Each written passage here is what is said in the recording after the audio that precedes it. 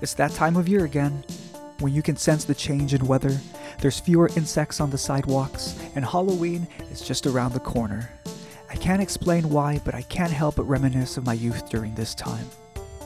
Wearing costumes and flooding the streets with the neighborhood children, filling our plastic McDonald's Halloween pails to the brim with candy.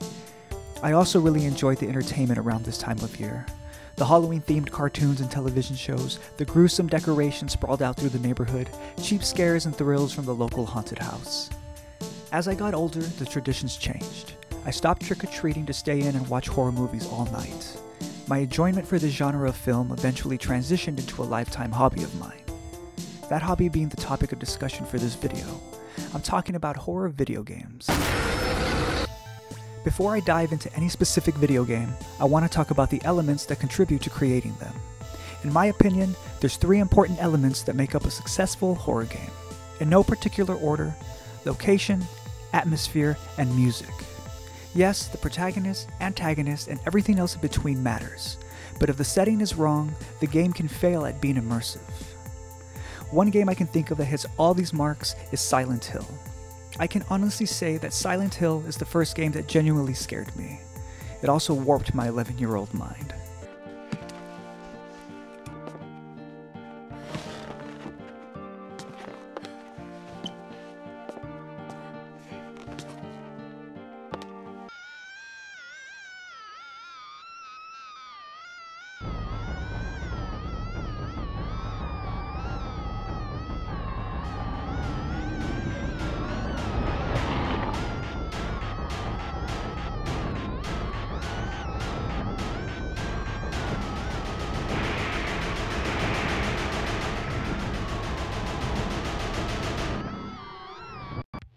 Which is why I hold it as the standard for a great horror time. Games like Siren, Fatal Frame, and Clock Tower offer a similar experience in their own right. With such a vast category, there's going to be a lot of hits and a lot of misses. I want to know if there's an in-between. I recently finished a game called The Callisto Protocol. Though it wasn't a terrible game, it's definitely not a memorable one.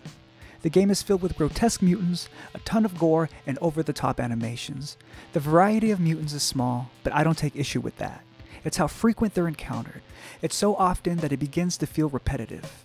And this repetitiveness destroys any momentum at being scared. It feels like the inclusion of puzzles could have helped space out some of these encounters, but the Callisto Protocol is void of puzzles. In fact, it's a very linear game. There isn't much to explore. Every area has a main path, as well as a second path that veers off, usually leading to a cache of ammo and supplies, then you're brought back to the beginning of the main path. It's impossible to get lost, and I'm not sure if that's a good or bad thing. There's 3 mini boss fights throughout the game, each one against the same type of mutant, a large 2-headed freak.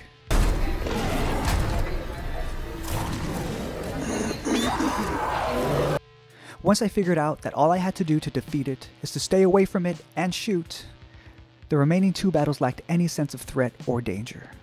The final boss battle was handled the same way.